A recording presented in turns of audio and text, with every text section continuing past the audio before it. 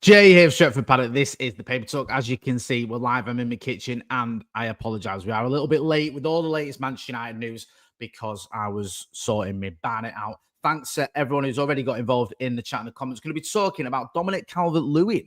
Looks like there could be something happening there. So we'll get into all that. Obviously, Diego Leon has signed. He was confirmed yesterday. Also, what is going on with Bryan Mbeumo? We were hearing, weren't we, that it was going to be before the 7th of July, or that Ruben Amorim wanted that deal from Brentford to be completed by the 7th of July. That is looking unlikely unless something happens in the next, 20 hours or whatever it is. So get involved in the chat and the comments. Loads of people in here already. Good to see you. Real recognizes real. BMW Racing 1974. Brian Casey, Akash K. The usual suspects all here. Thank you for your patience. Right, let's talk about Dominic Calvert-Lewin. Let's get into this one. I'm doing the rounds on all the newspapers this morning. All the papers. I'll just pick one. Let's go with the Mirror. So it says Man United plot. That's not the right word. Is that even a word? I don't think it is. Plot shock-free transfer for Dominic Calvert-Lewin after Everton exit. Dominic Calvert-Lewin has left Everton after 9 years with the club and could join United, who are interested in acquiring his services as a free agent. Goes on to explain the fact that we've bought Matheus Cunha, and the club are still chasing Bryan Mbeumo, who will cost north of 60 million quid. But with the club conscious of profit and sustainability rules, they are also on the lookout for cheaper signings. It's not just profit and sustainability rules, it's also money. We haven't got any. So if we do get Bryan Mbeumo, which I'll get to in a minute, we ain't going to have much money left over until it comes to player sales. So maybe a free transfer of Dominic Calvert-Lewin is attractive to Ineos, to Ruben Amorim on a limited budget. Thomas Mitchell says DCL be injured 3/4 of the season. Let's just have a look at Dominic Calvert-Lewin. Let's have a look at his stats. Right, if I go a little bit further, when it comes to injuries, let's have a look at his appearances. So over the last, I'm going to go to the last 3 seasons. I think you're going back further than that. It's almost pointless. So it's 17 appearances 3 seasons ago in the Premier League, 33 2 seasons ago, and 26 last season. That's not terrible. It's not too bad. I mean, 59 appearances in the last 2 Premier League seasons. It's not amazing, but it's okay as a backup. As an option, then in terms of injuries, that's not too shabby. Let's have a look at his goal scoring record, though. This is where I was a little bit reluctant. When this was first muted a few weeks ago, I remember it popping up in my group chat. Probably wasn't even a few weeks ago. It's probably last week. And I was a bit like, Dominic Calvert-Lewin, really? Because on the surface of it, if you look in the Premier League, he's played 239 games. He's got 57 goals and he's got 18 assists. So what is that? That's 75 goal involvements in 239 games. So it's around 1 in 3 in it. It's just under 1 in 3. For every 3 games, he has a goal involvement, which is okay. It's not anything to shout home about. It's okay. Yeah, I think okay is the best I can say about that. I think that's pretty much standard, what you'd expect from a top-level player who's being linked with Manchester United. That's probably less than what you'd expect, to be brutally honest. So let's go to last season. Let's look what he did last season. And get involved in the chat and the comments. We're going to come to your comments in a minute. So it says here, he scored 3 goals and got 2 assists in 26 games. I mean, they're kind of the numbers we've been getting at Manchester United. He also missed a big chunk of the season from the beginning of January to the end of April. He was injured for, I think, 10 games with his hamstring. So there's an injury issue. And then he came back and he played 4 more games. Didn't start any of them, all as sub, and didn't score or assist. But to be fair, I think the most minutes he got was 15 following that injury. So if you're going to break it down even further, forgive me getting into all these stats, but I want to get into it before I speak about the comments. He's played 1,630 minutes last season. So that's not a lot, is it? It's he's a lot of his games that he's played have been as a substitute. Well, not all of them, but a lot of them he's been subbed off. And then obviously the last 4 he was a sub, but he did start a lot of games. Started off not too bad actually. After 4 games, he had 2 goals and 1 assist. But then he went the next 15 games, whatever it was, or the next 18 games without a goal or an assist, which is woeful. So he's not someone that excites me. Can I be honest? When I see the name Dominic Calvert-Lewin linked with Manchester United, I'm not going, we are back. I'm going, really? Oh, okay. Not for me, personally. I get he's got Premier League experience. At 28 years old, he's not past it. And I get he's had injury issues that have sort of skewed his numbers a little bit. But I just feel it's a proper sideways move. Does this move us forward in any way, shape, or form? It's another body who doesn't score enough goals. It's another person who scored 3 Premier League goals last season, which is pretty much par for the course with our attackers at the minute. I just think it's not a good move, mate. Stephanie Griffey says, why are we entertaining other clubs' unwanted players? Hit that like button, please, people. Fozzie says, the one thing with DCL is I think United are in a strong position. I don't see there being loads of suitors, so should be able to get him on relatively low wages. That's a good point. But my issue with it is this purely just because of free transfer and wages? And there's a reason no other clubs are in for him. There's a reason he's not got clubs knocking down his door. Strikers are in short supply. They're a highly sought after commodity. You've got Premier League experience, and you've had seasons in the Premier League like Dominic Calvert-Lewin has, where you've scored 16 goals. We've had one season where he scored 16 goals. People looking at it, there was a few years ago, 5 years ago, he scored 16 goals. The season before that, he scored 13 goals in the Premier League. But since then, 5 goals, 2 goals, 7 goals, 3 goals. He's in decline. No, it's not. It's a no from me. I'm just absolutely underwhelmed at this transfer. I really am. And I don't buy into the idea, well, he's got experience. It's another person we can turn to if we want a striker. Bring someone who's going to do something. And listen, if we get him, I hope he proves me wrong. I would love it if we beat them. Just love it. I would love it if we get him. Not if we get him, but if he does arrive, if he proves me wrong and he scores loads of goals and people go, Jay, you were wrong. I love being proven wrong about Manchester United players or potential Manchester United players when they arrive at the club. But as it stands now, I don't see it. Brian Casey says, if Højlund is leaving, then we need 2 strikers. DCL might be a decent backup option to Watkins. Akash K says DCL would want a chunky sign-on fee. Jan Ingerhoff says free, yeah, but would stick around for 4 years.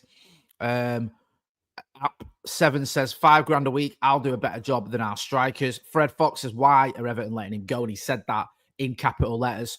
Santa Notch is in the chat. Good to see Santa Notch. Notch, what do you reckon of this Dominic Calvert-Lewin rumour? Someone said, Frank F says DCL swipe left. What does that mean? I'm not down with all the swipey, lefty, righty things. I'm not on Tinder and all that. Thea Mills says, I don't want Calvert-Lewin, Jay. Fair enough. Harry says, morning, Jay, and Reds. Stephanie Griffith says, Premier League proven wrong players. Yeah. I don't just want someone who's Premier League or who's got Premier League experience. I want someone who's scored goals in the Premier League and lots of them. And he hasn't. Not for about 5 years. Plain Black says, Osimhen, please. Liam says, Callum Wilson. Maybe that's do you know what? I probably prefer Callum Wilson. I know Callum Wilson's older, but I think Callum Wilson's done more recently than Dominic Calvert-Lewin has. I mean, I don't really particularly want either of them, but if you gave me a sort of binary choice. Santa Knox says, better than nothing, but not the solution. Also, he's injury prone. Yeah, Wayne Lawton says, rather get Rooney out of retirement than DCL. Destino Portugal says, I hope this is a smokescreen. Brian Casey says, I'd rather get Jamie Vardy, to be honest. Listen, I wouldn't have Jamie Vardy, but I think he scored more Premier League goals last season than Dominic Calvert-Lewin. Tony says, he's one of the worst players I've seen.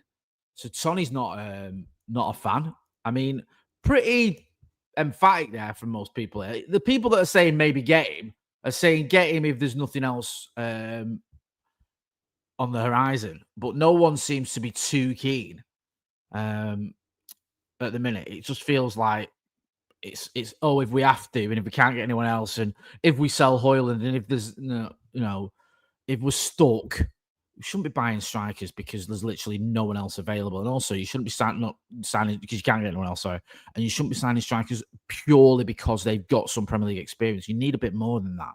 You need them to have shown something recently And I don't think Dominic Calvert-Lewin has. There's a piece in the Evening News yesterday evening. It says, why Manchester United have not signed Bryan Mbeumo amid a 60 million offer and transfer away. It's been almost a month since Manchester United saw their opening offer for Bryan Mbeumo not back. The Reds returned with a second bid, but that still fell short of Brentford's valuation of their forward. And for now, the Cameroon international remains in West London.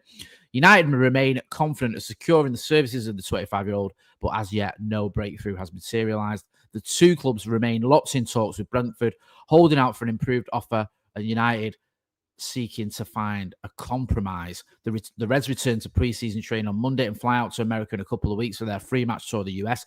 Stretford Paddock will be there for that one, by the way. United would love to have Mbeumo on board for that flight, but it will take an improvement or movement on either side for the deal to be struck. United had an opening offer totaling 55 million rejected in early June and returned with an improved offer of more than 60 million, but the Bees rebuffed the advance. Yeah, still no movement on that one. Let me know what you think about Bryan Mbeumo. Do you think we'll get him? Do you want him? I want him, and I think we'll get him. And I'm just getting a little bit frustrated now. I said 2 weeks ago, I'm not panicking. I'm not too worried. But now as it's getting on, I'm like, just get the deal done, man. Get him in a red shirt. Get him announced. Get him on tour. Get him playing for Manchester United. Get him learning, getting to know his teammates. Get this squad moving forward. Yeah? Come on. Destino Portugal says, did you read the story of when Brentford signed Mbeumo for France for 5 million? I haven't. I'll have a look at that. Gazaroo is talking about Dominic Calvert-Lewin. He scored 17 goals in 4 seasons. My dead nan has more goals. Really? That's impressive. Akash K says, we need Mbeumo goals so badly right now. Just get it done. Yeah, I agree. Get it done. Jackie says, this club is a joke. They can't spot someone like João Pedro. Other clubs have made moves, haven't they? That's the worrying thing. Other clubs are making moves. I'm not too despondent at the minute. We're still only early July, sorry. But it is a little bit annoying when you see the amount of players that City have signed. You see, obviously, Liverpool have had a big signing, Florian Wirtz, and signed some other players as well, some good players too. You look at the likes of Chelsea making moves. There's also talk this morning, I saw in the Evening Standard, that Arsenal, I think, are in for Madueke from Chelsea. Also, Chelsea sniffing around Ethan Nwaneri. Looks like there could be some shenanigans going on. But on the Madueke one, it looks like he could be going to Arsenal. It seems as though there's a bit of movement there. So Arsenal doing bits, but they're getting a player from Chelsea. So it's, in terms of United being left behind, it's one club losing a player that's above us and another club gaining one. It's sort of 6 and 2 3, isn't it? It doesn't make a difference. But it is just slightly annoying when you see clubs moving for other players. Also in the Evening Standards, it says, Evening Standards, I don't know why I've pluralized it. In the Evening Standard, it says that Arsenal are still looking at Gyökeres and there could be some movement there. It's weird with Victor Gyökeres. What is going on with him? Because I thought he's going to go early in the window. Clubs are going to go 100 odd goals in 2 seasons, whatever it is. 50 goals, 52 goals last season. £60 million buyout clause, get him done, or 68 or whatever it is. No one's in for him, or no one's making a real move for him. United aren't going to get him, not anytime soon, unless we wait until the end of the transfer window. We might make an 11th hour bid, which is what I think might happen if no one else buys him. Arsenal are sort of interested, but they want Benjamin Sesko. No one else really. Juve, slight interest there. And he's fell out with his club in the meantime. Christian Riley in the Super Chat says, I'd rather tear my ACL than get DCL. Ooh, crikey, Christian. I wonder about that one. Green Devil says, if we're talking midfield options, Carlos Baleba would be a great signing for us. Antonio Silva is available. Don't tell me the club is going to wait till it's too late, says Jackie. How late am I, says Ryan Watson? You're not late. We're just talking about Manchester United being late with some of these moves. We're still waiting for certain moves, still waiting for Victor Gyökeres. Well, waiting for Victor Gyökeres. Waiting to see what happens with Victor Gyökeres. I'm not holding my breath that he's going to come to Manchester United. But the Bryan Mbeumo one is the one that we're all waiting for. And that is the one that it's still, as of yet, not been done. One deal that has been done, you may have noticed this, was the deal for Diego Leon. I like Diego Leon from what I've seen him from his interviews. I know that might sound a bit like, not really, come on, get a grip, Jay. But we've signed him.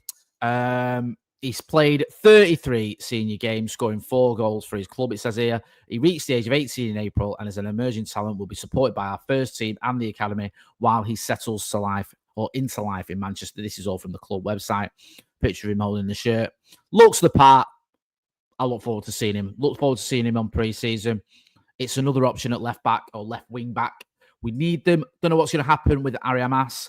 Don't know what's going to happen with Luke Shaw. Is he going to be option at left wing back? I know he plays a lot of games as a left-sided centre back. Is he viewed as an option at left wing back? You've also got Patrick Dorgan, who I really like. So there's a few options there. On the right-hand side, are we going to see Amad Diallo or Amad being used as a right wing back if we bring in Bryan Mbeumo? Potentially. We've still got, of course, Diogo Dalot too. So a few more options at wing back, but it's up front that worries me. Striker options that worry me. Don't know what's going to happen with Rasmus Højlund. Marcus Rashford has lost his number to Matheus Cunha. He's not got the number 10, or Marcus Rashford's not got the number 10 because Matheus Cunha's got it. Looks like Marcus Rashford is going to be heading out the exit door alongside Alejandro Garnacho and Jadon Sancho and Antony. Those guys, I think, have been given a bit of extra time in pre-season before they have to report for training. The club looking to move all 4 of them on. Looks like Real Betis are in for Antony. We know that one is moving forward. I think there's some sort of deal like a rent-to-buy scheme going on. I know that sounds ridiculous, and that's kind of what you do when you're looking for a mortgage if you can't afford one. But there is talk that Real Betis will part own him or something. We'll see how that moves forward. I do expect him to go to Real Betis because he absolutely smashed it last season. In terms of Jadon Sancho, there was links with Italy. Nothing has come from them so far. Marcus Rashford wants to go to Barcelona. They aren't getting Nico Williams, who has signed a new deal at Athletic Club. Potentially, he could end up going to Barcelona. Also, maybe Bayern Munich. There has been some loose rumours with Bayern Munich. I'm sure you all saw as well the horrendous injury last night with Jamal Musiala. He suffered a horrific injury. I think it was a collision with Donnarumma in the Club World Cup. Yeah, just not what you want to see at all. Proper minging. So hope he has a speedy recovery. Just thought I'd mention it because there's a lot of talk of it and everyone's talking about it as well. I'm going to leave it there because it's all just a bit, this could be happening. Dominic Calvert-Lewin could be coming. That's the only story that seems to be moving forward at all or seems to be having a little bit of hype. All the others, it's just more of the same in it, and I don't want to just keep repeating myself because I know it does your heading as much as it does my own heading. Kez Levin says, starting to get angry over this United incompetence and lack of understanding how important getting them in before pre-season is. UFC MMA says, pointless tournament, talking about the Club World Cup. Connor 1097 says, I'd go for Ethan Nwaneri. He's been linked with a move to Chelsea. John Story says, let's hope all this paper talk, or let's just hope this is all paper talk and won't come to light, talking about Dominic Calvert-Lewin. Daniel Paget says, do you get bored of this, Jay? I don't get bored because I like talking to you guys and we have a good chat, don't we? Especially on a Sunday morning. It's part of my routine. Sunday morning, get me brew, have a little look out my window in sunny Salford and chat to you guys about what's going down with the transfers. It's quite a nice little routine we've got in it on a Sunday morning. And it just frustrates me a little bit because I'd love to be sat here going, Mbeumo, here we go, or Ornstein has announced Mbeumo deal done, or the club have announced it. That'd be even better. And then we could all, chat about how great he's going to be. But I don't mind having a little bit of a conversation. I like the fact you guys flag up players, but don't forget the golden rule when you're chatting to me on a Sunday morning. If you've got any knowledge, if you're ITK, let me know. If you've seen Bryan Mbeumo down your local Morrison's, get involved in the chat. Matt Rogerson says, show your poor Mike some mercy, Jay. It's been taking a beating today with those plosives. Sorry. I apologize to you and the microphone. Ryan Watson, new member. Thank you. Big video coming up on the members section next week. It's 5 years, of Stretford Paddock. 5 years we've been doing this, and we would not be here. We wouldn't have got to 1 year if it wasn't for all the support of you guys in the chat and the comments and our members, of course. And we do appreciate every single one of you. When we started doing this, when we went from Full-Time Devils to Stretford Paddock, me, Howson, McCullough, and Joe, we bought a channel. We said, right, we're going to give this a go. We're going to try and make a channel that we want to watch, that we want to be a part of, doing the kind of content that we enjoy. We didn't know if it would be a success or not. We didn't know if people would watch it. We didn't know if it was going to last. We thought we might end up in a year's time just going, look, we tried it. It didn't work out. We'll all move on, but it has worked out. And we've gone from strength to strength. thanks to you guys. We're now over 800,000 subscribers, which is phenomenal. I want to get to 900,000 with your support. Yes, you will get there. I'm going to leave it there. Make sure if you're not doing, you are subscribing to the channel. Slack says, saw Mbeumo in Vina's karaoke bar last night singing 5 Cantonars. There you go. Exclusive. It's done. He's in the karaoke bar singing 5 Cantonars. What more do you need to know? We're going to be back tomorrow outside Old Trafford with some news. Hopefully, we'll have an update and we'll have a bit of the here we go. Who knows?